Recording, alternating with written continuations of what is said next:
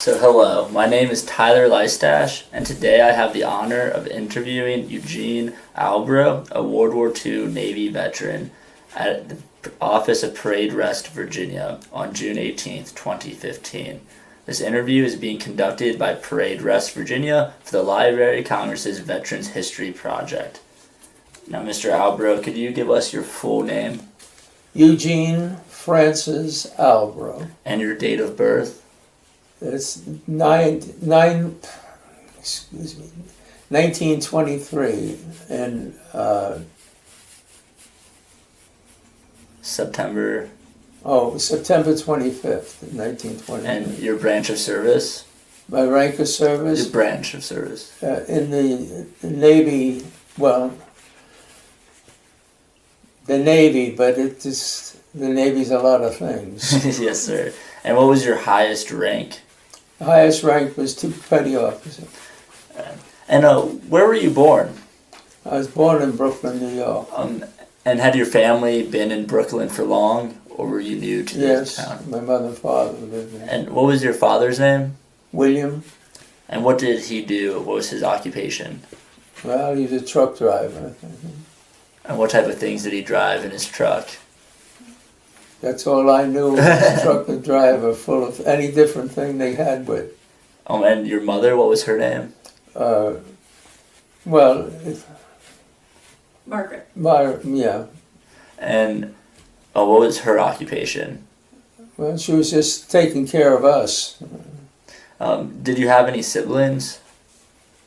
Well, I didn't have any. I had a brother who was born 2.5 months ahead of me, and then I had a daughter who was done about 3 years later than me, and then another son was born too. And did any of your siblings also serve in the war? Well, my brother, the older one, was in the army, and he did a lot of fighting over in Asia. And then after the war ended, my other brother, who was a little younger, was in the Navy again. Your brother Bill jumped into the Philippines. Yeah. Mm-hmm. Airborne. Mm-hmm. And so before the war started, were you going to high school in I had just Brooklyn? graduated from high school that day, and that's when it started. And I tried getting into it, but my mother kept saying no, no, no, until that's why I finally got the end of this 3 months afterwards. So you had to wait till you were 18 because Yeah. your mother wouldn't sign? Yeah, I turned 18, and then I told her I was going to go. Why did you want to enlist so badly? Pardon? Why did you want to enlist so badly? Well, one, because of the war, and two, because I knew a lot. I had where I was born was a Navy unit that was down there, and I used to go over as a kid to see a place. Were lots of your friends enlisting and going into the service? Well, I guess a few of them. I didn't see a lot of them. They didn't have a lot of kids around. And so, do you remember when the war began? Mm-hmm. And what were you doing when Pearl Harbor happened? Well, when the war started, I was in the graduating to get out of school, when if you, I don't know if you know it, but the big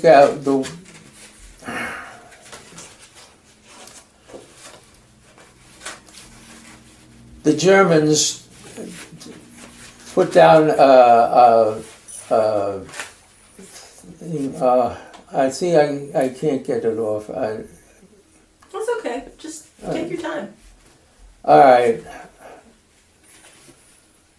We had been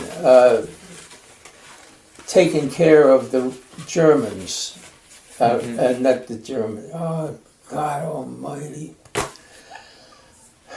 It's fine. I just take a moment. Is that something up there? It's still going, but it's fine. Don't worry about it. All right. We were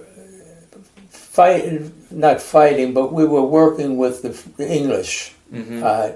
And finally, it was so bad, the Germans told us we're going to get blasted. All right, and that was on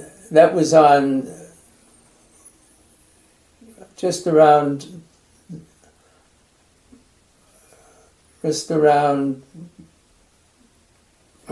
It's okay. The time period. You don't need the date. Doesn't matter. No. Well, it's about that time. This was before the war, the Germans decided that they were going to fight us. Mm-hmm. So, and then that's when it started, and I wanted to get in there. My mother didn't do anything until I was 18 years old, and then she had to do it because I was going to get it done anyway. And did you sign up before your older brother, or did he sign up first? He had been in there for a year before the war started.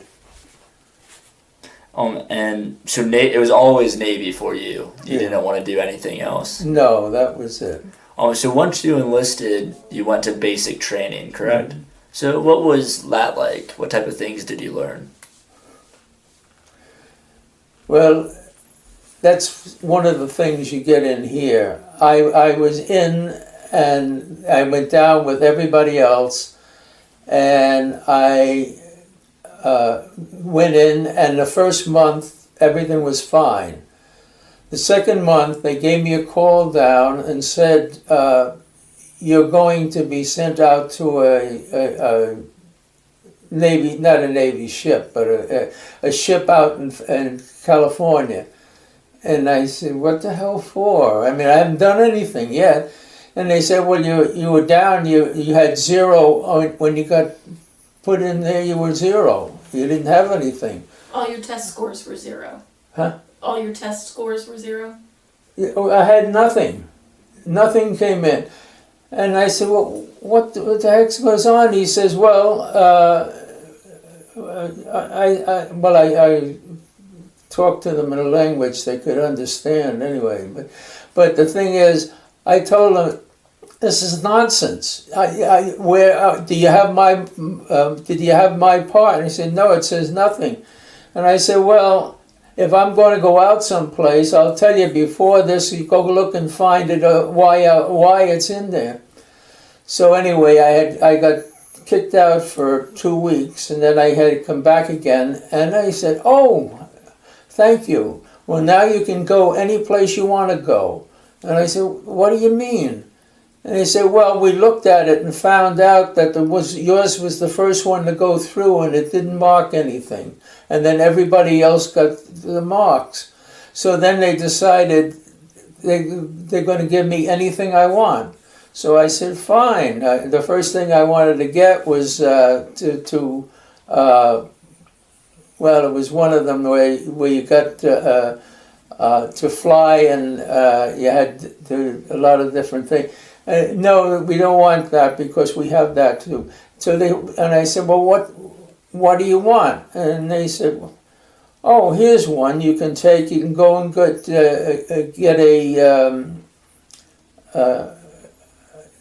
They're going to put you into school. And I said, fine, that's something I can do. Yeah, but you're not going to go until 6 months because we have other people in there. So here I am in there 1 month, and now they're saying I've got 6 months. I got to go sit there and talk to guys that are going to be transferred out. You know, I spent 4 months to do that, and then they decided they'll let me go. And then I went up, and the first thing that happened when I went up, it was summertime, and here I am dressed in blues and all I'm not supposed to have. So Oh, well, that's another thing that goes into it. But anyway, you'll read it if you read this thing, what happened. So what type of school did they send you to? They sent me up in New Jersey, and it was the school was for aerographers, right? And it was all training to what you had to do, and so on and so on and so on, right? And then the first thing that happened was, that's the one I told you. I think that everybody got promoted, and I was made petty officer first class, and then they said, "But you're not going to go there." And I said, why am I not going to go? Well, you're going to go in. We'll put you in another class that'll go up higher. You know?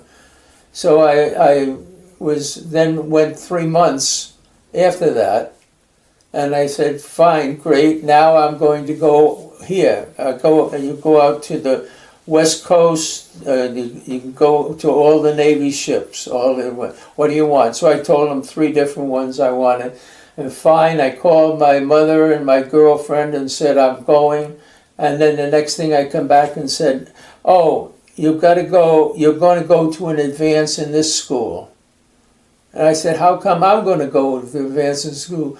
Well, we just want you to do something different. You know? So then they had different things that I was flying in the balloons. And then the next time I decided, fine, now I can go. And they said, yes, you're going to go to New York City, and there's going to be a ship down there that you're going to take you down to South America. I mean, this is how I had to go, and I was actually nutty trying to figure out why they're doing it. And they did put me on another ship that I had to go down to South America with. And there was a lot of trouble there because there were a few submarines came around and such. But well, before we get there, I just have a few more questions about your training. When you say balloons, what were these balloons? I don't know. Oh, what we did with it, we would have the capability of using balloons that were like this, but we also had balloons that came up this size up here for different things, and that's that's the stuff we had to do with trying to figure out how we were doing it and why we were doing it and such like that. Did you get to go up in any balloons, or were you always on the ground? I was always on the ground, but we used to let them go, and that's what we had to follow. And we had. Did you like this type of work? Well, it was interesting because I had never had to do it before, but they taught me how I was going to do it.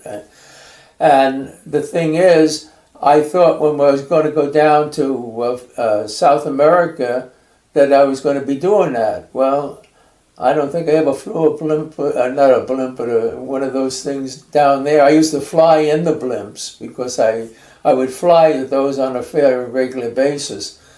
But as far as the other stuff, I never saw any of the big ones. We have little ones we used to give to children when we were down there. But, so you also flew in blimps? Yeah. Did you learn that in training as well? Yeah. So, what was it like the first time going up in a blimp? Oh, that was fine. I liked it. It was we usually had. Well, you see, there were 130 of that type was in South America, East Coast, and the West Coast. That's where and we'd usually have two in the pilot, 3, 4, we had 1, 2, 3, 4, about 5 or 6 people would be in those things, and we'd go up and we'd go out overlooking to see how the ocean was. You know, we always had to be leery if we could see any submarines. We were fortunate because the water was usually, you could see down quite a bit, and we never had to do any firing with them, but we used to go out on a regular basis, and we'd go halfway across the ocean, and then we'd come back, and the cruises that we were following would be going the rest of the way. How fast would a blimp move? Well, normally, if we didn't have one of the real breezes, they would probably be flying, no more than about 20 miles an hour that they would be going. It depends on what the wind was blowing and different things. And so like when that. you say you went across half the ocean, how long for a time period would you be in a blimp before coming back down? Well, it would probably be 2 days. You'd go about halfway across, and then you'd be coming back through. And then you said that if you ran into a German submarine, you might have to fire at it. What type of weapons did the blimp have? Well, the only thing the blimps had was they'd have 4 big. Well, Depth charges? no, they were like round, only they're big. Like this thing was up there, and they usually would be about 1,200 pounds or something like that they would go down, and that's what then the other stuff was in there and would blow up. So there would be 4 of those, but the first thing that would happen when you came up and you saw them, it depend on whether you saw them or they saw you, all right? And if they saw you, that's when they used to get me and put a belt around me on the back door on the thing, and my job was to tell the fellas down below that no, you're going to be shot, type thing, and it worked all right. But if it was the other way around, that they knew when we were there, we would have to either go away or we'd have help. We'd be calling people to come and get at them. But How often did you see a German submarine? Well, I was flying in those things for about 6 months, but as far as the blimps, seeing any subs, I never saw one, but we all had the equipment ready to do any. But there is one fellow that thought he did too, but that wound up going down completely. But they were still alive, but there was no problem. So what was the mission of these blimps? What was their task? Well, we had all the air let's see if I can call it. I get the words mixed up. Were you searching for the submarines from above, or were you doing more Well, we were weather work? No, we were watching that, and for the stuff going over. The stuff going over, if there was anyone that are going to have problem or would be locked up or something like that, we would call to have people come out with the other stuff to help them and see what it was. But outside of that, the others would just keep going. And so were these blimp excursions your primary duty while in Brazil? No. I used to fly over quite a bit, probably at least once a day I'd fly something with them, because it depended on what duty I had, all right? And my duty was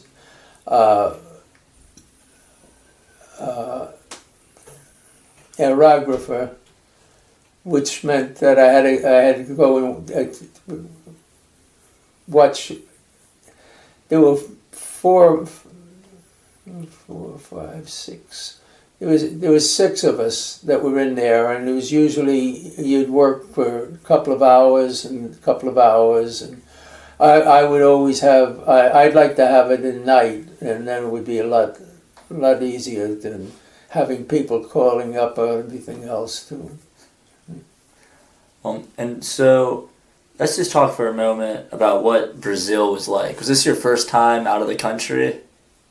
To go down there, yeah, So- that was completely new. What was it like going from Brooklyn, New York to Brazil? Well, the first section of it that I was in there was down in almost halfway down the Brazil, and that was very nice. There was a lot of people down there and stuff like that. But then when you went up to towards the northern section, as you got up there, there was fewer places that you could see, and the third one that I was up there, they had a thing I've even written in the book that it was a very good place. Only problem is you couldn't land anything except the big blimps that would come down, and it was a very rough type place to be in. But the thing is, you would go there, and we used to have at the maximum 2, but sometimes you'd have some more hanging up like this to get some sleeping. But the ones we had, we used to go out for it because we would travel about, before we got to the ocean was probably about 30-40 miles, and then you get something. But that's about it. But coming back, your difficulty is that you don't have brakes like you do in an automobile. All right? So what we get them to do is go around and around, and they'd be dumping their fluid out, the gasoline, and then they would do as long as they can, and they come down like that. And what you would have to do would be, what you've got to do is to be stopping the blame thing, and they drop down a big, well, the first ones would be from upwards to 40 feet or so. They drop big cable, and some guys would grab it and hold it and try to hold it back, and it slowed down. And then as they come a little further, they drop some more, and then they go to the last one. You get about 4 guys on each side, and you just hold it and dig your heels in and sort of hope you're going to stop the thing. There's no brakes or anything at all like that. Were there ever any accidents with this type of thing? Yeah. Would people get seriously hurt, or? Well, I've seen people who get run over because there's only one big wheel, and if you slipped on that stuff, it normally. And you'd be lucky if it was wet water, not wet water, wet ground, because it's soft. But if it was a dry one and that comes down, the only thing that's going to go out is the inside of you when it goes. And that happen a lot, or is that pretty rare? It happens occasionally, but when it's got water in it, we liked it a lot better, because even if we couldn't stop it too quickly, if it hits something, it would be already to take care of it. So you had that as a threat to your safety. What about any environmental conditions that, malaria, things like that you have to worry about? Yes, we did. It's the one place when I finally came home, I got called back to go to a college. I was so sick that, well, it's just funny. I came back and I went to see Rose, that's my gal here. And all of a sudden it hit me. And the first thing her mother said was, "I don't like that. You shouldn't be bothered with them." But the thing is, it was taken care of. But I had it. In fact, I was sent up to college, and I wound up 4 times in the one period of time that I had to go to the hospital for whatever was in me. Did a lot of the men get sick? Pardon? Do you know if a lot of the men got sick? Oh yes, quite a bit. Because I don't know whether, at least the one that I was flying with, I know what would happen. We had 2 guys that were not petty officers, but they were good guys. They were ones that were in charge of all of the stuff. And they were so messed up with saying people would want this or that or the other thing, that what they did, they took all the stuff they had and mixed it in one big bottle. And we all had it. We all had the stuff. And it showed up that we weren't supposed to be having all of that, and it took a long time for me. In fact, at least 10 years, I used to regularly get the stuff, and I'd be falling down. And I don't know whether you were one of the kids that used to come up and look and see me laying in the bathroom floor, because the only thing I could do was lay there. And I don't know, I was lucky. I'm still alive, but it was a lot of the people got to take it. You had to take it because it was, well, with the heat and with everything else that was going on, it was to help you. So, outside of these worst parts of living there, I'm sure there were some exciting, fun parts. So, what were the local people like in the local communities that you lived in? Well, they were not, what should we say, if you were one of where the fairly good city type thing was up, that was about 50 miles away. But these people lived in basically the jungle, right? And they were very, very nice people. They'd come in there and they would talk to you, help you, or something like that. But they didn't eat the same way you did or anything like that. And it was funny. One no, I won't even say it. You can go ahead and say it. Well, we used to have a party for the children, and their parents would come in, and it was always the women and the kids. And when I first got into it, I thought it was nice. And well, anyway, I was giving candy to the kids. We had little balloons we used to give them too.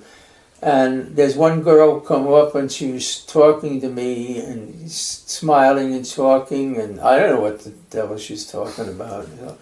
So I called this friend of mine over who was a fellow who was studying. And I told him, we could find out what the devil she's talking about.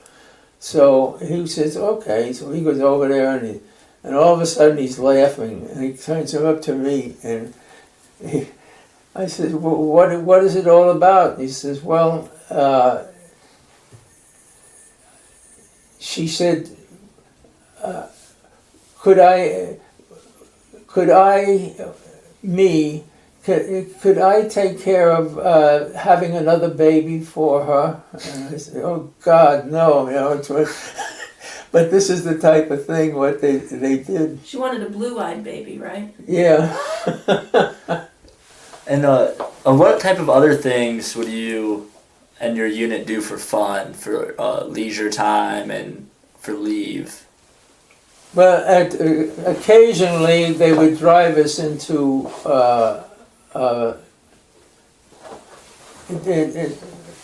They'd drive us in out of the jungle and go into the town, which was very nice. There was one woman there that had, well, it was not the right kind of a location, but she owned it. But the boss knew her quite well, and she used to show us pictures. Her son was in a college, kids, and the daughter was it was a little different. But the job that she was running was just the opposite. And that was very nice to be working, not working, but us going individually, and it was a nice building, a place that we could go in and see the music and the dancing and such like that. But it wasn't a big place as far as it went. It's just that everybody made, I would say, how big would it be? About a city street. Outside of that, you're out in the jungle someplace. Did you ever get a USO show or anything like that? No. So what about just the Brazilian landscape? Did you like that? Well, actually, the ones that I was in this further south was very, very good, and the buildings and such looked more like you would have up here. But in the northern part up there, and we were about the north of all of them, because we had to be the jungle around. It was we didn't go out very much. In a way, I could tell you a story on it. Yeah, please do. Yeah, we had one fella who came down with us, and he was a pain in the butt completely.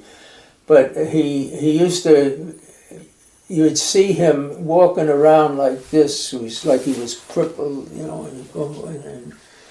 and the thing is, as soon as somebody wasn't around, you'd see him go grab up and pull himself up in the bed, up at the top, that type of thing.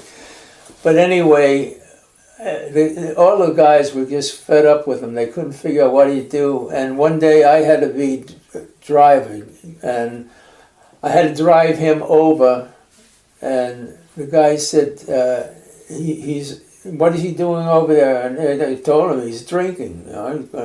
So I was going to have to go and pick him up. So a couple of the guys went out, and in the jungle there was a snake. And this snake was about almost 12 feet long, wide like this, but it had eaten other things, and they're just like this. So they said, well, when you bring him over there, when you're going to bring him back, let us know. So I brought him over there, and I was doing other things, and then I had come back, and I said, now I'm going to go and pick him up. So he was drunk as a skunk. Well, 3 guys went out and got this snake, and they came in and put it in his bed, which was a big place like that. And I brought him back, and we put him in bed. And the poor snake was laying there because he wasn't doing anything anyway. And about 5 o'clock in the morning, there was a god-awful scream. We didn't know what in heaven's name happened. Everybody woke up, and he's screaming, and he's screaming, and he's screaming over the poor little thing. And then finally, he ran out, and he took the whole door off the ceiling. He hit the door and broke it down, and we were screaming. And we looked at each other, and these four guys grabbed the snake and took it out and put it out in the jungle where we were supposed to had it in the first place. And he came back screaming with the boss, and he said, "Well, what is it?" He says, "There's a big snake in here." And he looked over to us and everybody go, "No." So anyway, he was taken out screaming, and he did get taken out. Finally, they took him out of the place completely. And the only thing I heard is they were sent him up to a place up in the States. But that was and it was good in a way, because there was a lot of people that hated his guts. Did you have any other interesting animal encounters? Pardon? Did you have any other animal encounters? Oh yeah, I had one that was given to me. It was a little bitty thing. It was only about this big, but it used to stay close to me. But there were also a lot of little animals that used to be there, the monkeys type. And well, the little one that was with me used to walk down here, and It was a kitten, wasn't it? Pardon? A kitten? Yeah, that's what it was. A kitten of the thing. It was when it grew older. It was about that big, around, and had legs and all on it. But anyway, this one monkey was out, and he used to play games and jump up and down. And my little one came walking over like that and going, and the monkey would take him and grab his tail and pick him up and throw it around. And I was sort of afraid for the guy, but I figured everything should be all right. And about 2 or 3 weeks ago, later, the thing happened. The same guy was out, and this one came up too, and the monkey went, and the cat went, and it scared the daylights out of him. He jumped back, and he ran over, and he ran up a flagpole, not a flagpole, but a pole that we had, and he's standing up on the top of it, going, and he sat down. Well, he sat down, but it was a hot wire, and boom, he jumped up and came down, and he fell down. We all thought he was dead. He was just laying there, and the little one went up, and he's pushing and pushing and pushing, and all of a sudden we saw the monkeys were going way up there, and he got up and he looked around and he looked like this, and he ran away. We never did see him again. But the poor little guy sat there going, meow, meow, meow. But he was around quite a while. What he used to do, I like to go in the night shift on it all the time. And the first time it happened, I hadn't seen him for a couple of days, and all of a sudden I'm walking across the dark place, and something hit me on the back, and I pulled my knife out, and I hear, and he's playing games with me, and that started. I would go out, we'll say the next night or another night, and nothing had happened. And you figure, well, and then even he was wise. All of a sudden he'd come up in the other one or something. So that lasted for a couple of months, and then I had to leave. I felt sorry for the poor guy, but it was good. We had. So, while you were in Brazil, the war was continuing in Europe and the Pacific. How closely did your unit follow the progress of the war? Well, we followed a lot about it because we used to get everything coming back in from outside the coast, and we had a lot of the equipment that we was receiving, but.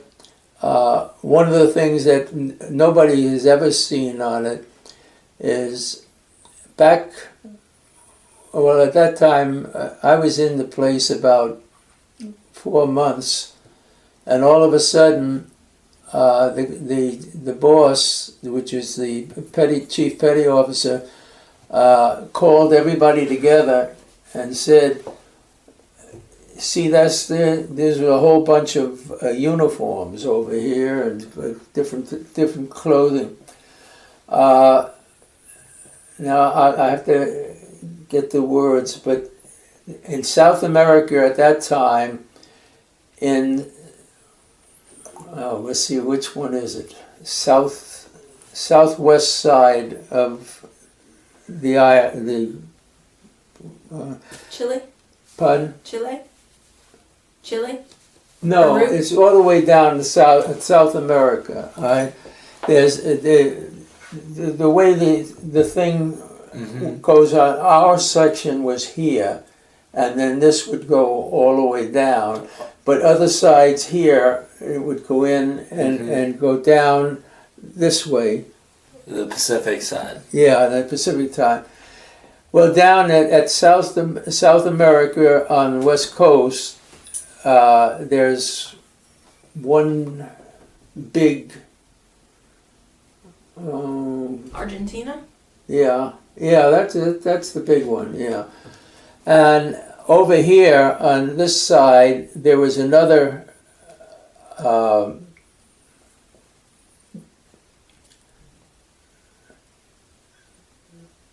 don't know what you call it, but we went all the way down, and down here there was another one anyway that used to have ships coming in, and it was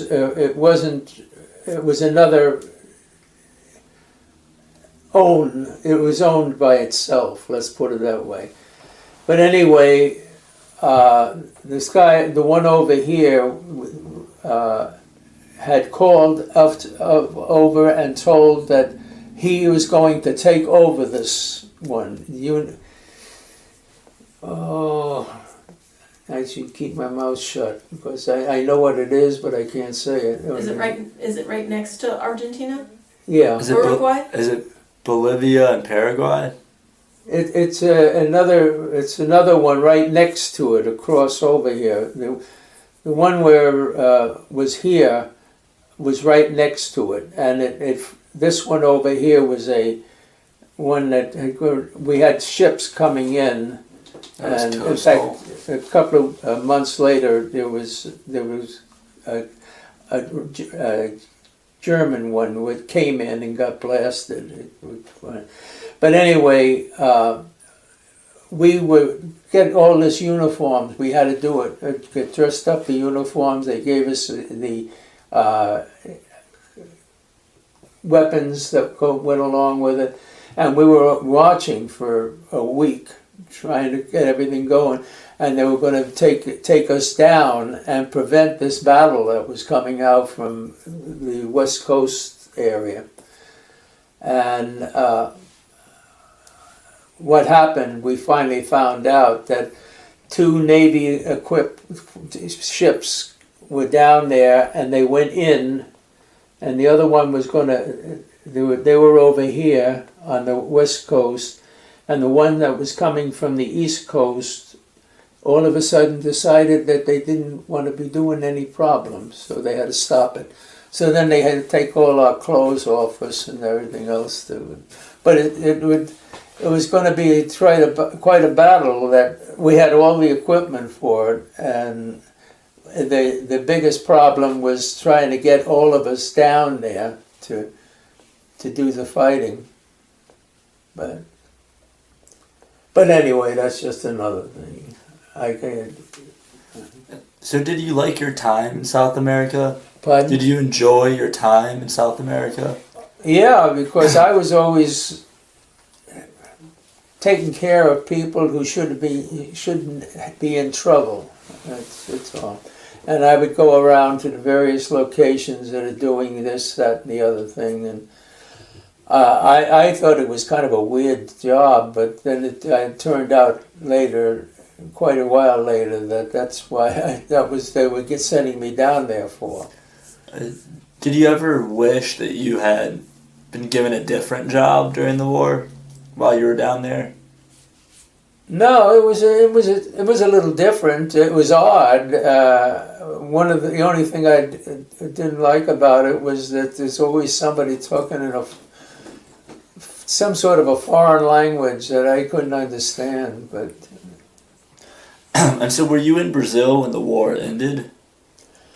no, I had been down there for a year, and then all of a sudden they called me over and said, you're going to be transferred up to New Jersey. And I wondered, what is that for? And they said, well, supposedly you're going to be looking to see if you got any brains. So I went up there, and yeah, there was the only thing that there's in New Jersey, and the only thing that was that the government took over the whole place, and we were given this test, and we had to go about every other day we'd have another test that we'd have to take, and we had to do a lot of writing, and that lasted for about a month, at least a month. And then, as I said, nothing important, but one of the pilots that I had down in Brazil asked me if I go up there, would I go see his mother and tell her. So I had done that, Well, here I am one day, I'm hearing a lot of guys yelling and such like that, but there's a blimp right outside, and it was going like this, and then it would go towards us a little bit, and then it would go out and come to. I said, well, it's some little nut, because if there's wind blowing, it's going to blow right into us, So anyway, I didn't know anything about it. And the next morning, I get a call from down below, and they said, come down to the commander's office. I thought, I'm trying to figure out what did I cause this time. So I went down, and who was it but the guy that I used to fly with down in Brazil. And he is coming up here, and then he came over, and he was talking to me and telling me his mother was so happy that I had told her he was going to come back. And so it was very good. We both went out and had dinner and shot the breeze for a while. And then he told me, yeah, I'm going to tell you, you're probably going to go up into Rochester, New York to go to college. And I wasn't sure. I wasn't happy about it, but anyway.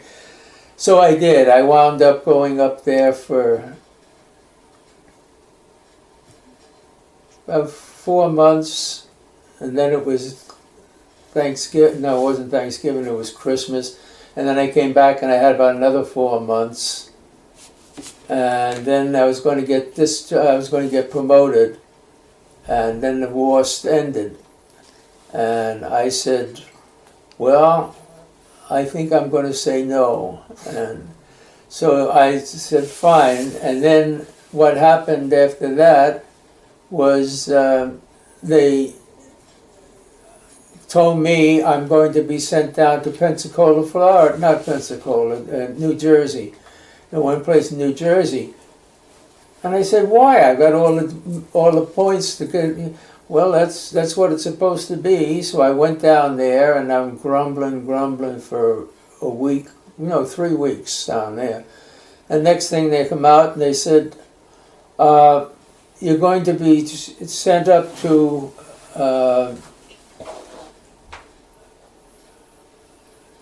you're going to be sent up because you're going to be attached to another ship up there.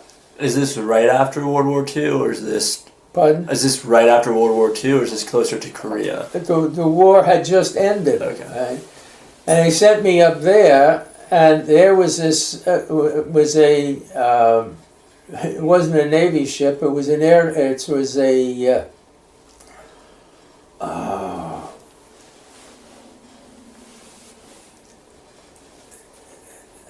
the type. Oh, what kind of a ship? They have them in they have them up. Or they're all Merchant Marine? pun. Merchant Marine? Merchant Marine? No, it was a blimp that they used to fly during the war. They used to be flying all the time over to protect ships going over, and this one was the same thing. And this one was only about 7 months, and we were going out to North Atlantic again. I didn't know where it was. So anyway, I had to go up there, and I got on board, and then I found out that what it was, and there was only because they wanted somebody who knew what the ship was working with. Anyway, but anyway, to make a long short, 4 months later, our ship was so beat up and battered that they finally, the ship captain said, they're saying I can't come back, but we're going back, and turned back. And we finally took off, and we went into. Why was your ship so beat up? Because the storms that we were out there, and actually, the place where our gear, not gear, but our the back in the back area, this was ripped up, and it was all water, and that was the one that we had our gear in, and we lost all our outgoing gear, and our ship. I even got well, I don't have it here, but I have the pictures of all the ships. See, this was when I started to get something again. I got to keep my mouth shut. But anyway, the thing was, we got it back. We finally got it down to Boston, and the ship was going down the tubes. It was complete. It was so bad. It was taken up. So then the next thing I know, I called home and said I'll be coming home pretty soon. And the first thing I got was a note saying you're going to be transferred up in the northern place we just came from. And well, why am I going to do that? Is because they didn't have any of the one that knew what was supposed to be done. So I asked if I could get permission to go and to see some people. I went over to the headquarters, and I couldn't find anything from anybody. And there's one fella came walking out, and he's a Navy lieutenant. And he looked at me, and I looked at him, and sure enough, a month and a half, no, a year and a half, I had seen him when he was first getting commissioned. And he came up to me and said, I don't know what to do with this. And I told him the whole thing of what to do and what not to do and how you're going to do it. And they said, well, anyway, he comes in, he says, he came back and he said, oh, this was about almost a year later. He said, thank you for all the stuff you told me, because this thing is just working beautifully. And now here he is working for a captain, not a captain, an admiral. And he's got a big thing on his shoulder too. And he said, let me talk to him about it. So he got them in, and the captain, the officer called up and said he wanted me to get up, and they told him no, they wanted, and he told them, well, you're going to have a whole lot more trouble if you don't do it. And so anyway, that's how I got out. And then I figured I'm not going to be in the Navy anymore until that's 2 years later, the next thing they called me and put me in another one, and by that time I had 2 more kids. But anyway, it was fun. And that's when you finally got discharged, was 2 years later. Mm-hmm. And that was after a little confusion with whether or not you were still in the Navy. Yep. And it wasn't, and that was when they finally, they put in there and told me what it's supposed to be. Did you find it hard to readjust to civilian life after serving in the military? Not really. Actually, when I've often thought of it, but I had, as an example, when I was in high school, I was 4 years in studying, and it was the type of thing where I worked 5 days a week for 5 hours and I loved it. I thought it was great. And then when I went in the Navy on it, they thought that was fine, but they gave me other things that the Navy had, and I had all of that I was working with too. And like the stuff that I did where I didn't know I was supposed to be doing, working fine. And when I came out, the first thing I went to, the only thing that was open was a place that had in New York City. It worked to go to South America. The ones that are in charge of all the equipment that's being sent down, and I knew what the stuff was, and I had the job. Right? And then I didn't like that one because it was doing too much of the same thing, and I went to IBM, and IBM gave me all the tests they had, and when I look back, all of the tests I took in every college that I worked in and was in there, and it just went down for nothing. I had no problem. And I was, for 40 years, I worked for IBM. And it was a great job, and everything worked fine. So I look back and say that maybe all the stuff that happened during the war for me was giving me more trouble. Not trouble, but being able to do things. So you think it benefited you? Oh yes, definitely, all the way through. So if you were 18 again back in 1942, would you sign those enlistment papers? Pardon? Would you re-enlist if you went back in time? Well, and with the war going on, I would have stayed. In fact, that time when I said that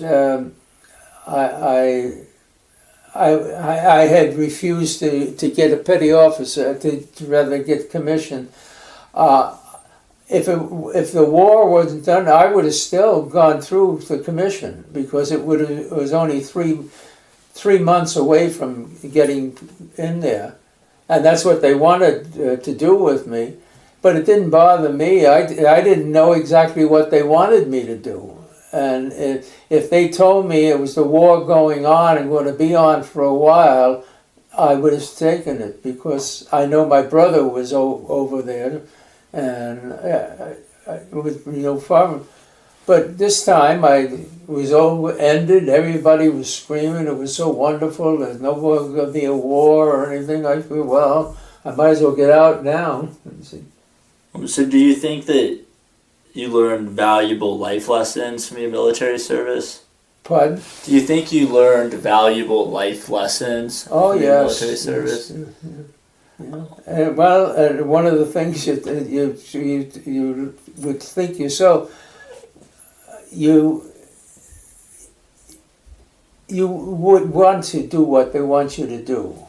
I mean, occasionally you had somebody that would tell you something that you'd like to punch them, but there was a lot of things that, and I appreciated getting somebody to say, "This is it. You've got to do it." Well, before we wrap up the interview, I just want to ask if there's anything you feel like we haven't talked about, or any stories that we haven't mentioned that you want to make sure are included in this interview?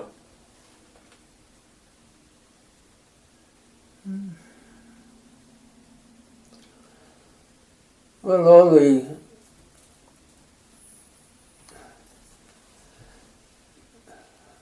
they well, one of the things they gave me things to do while I was waiting for other things. Like when they first found out that my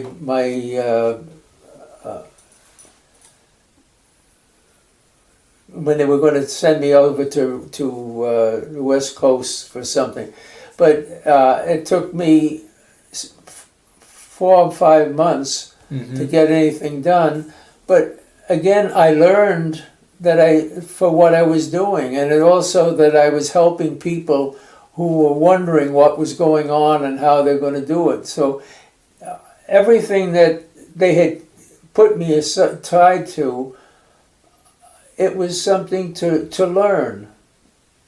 And you may not like it, but you know that if you know, it's going to help you. Mm-hmm. And then, just my final question is, this interview will be going into the Library of Congress and will be up there for as long as the internet keeps working. So is there any message that you would like to leave for future generations of Americans?